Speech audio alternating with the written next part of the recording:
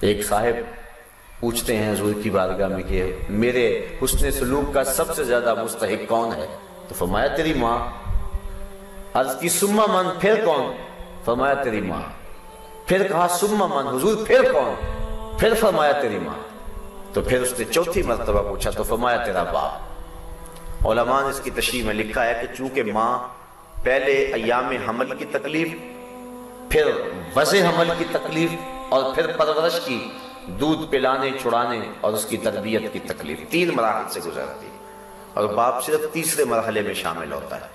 اس لیے ماں کا تذکرہ 3 مرتبہ فرمایا اور باپ کا تذکرہ 1 مرتبہ فرمایا۔ تو والدین کے حقوق ہیں ہمارے ذمہ، ان کو آسودگی دیں، انہیں خوش رکھیں، ان کی ناراضگی سے بچیں۔ اللہ کی رضا والدین کی رضا میں ہے، اور اللہ کی ناراضگی والدین کی ناراضگی میں۔ رضا اللہ فی رضا الوالد و سخط اللہ فی سخط الوالد۔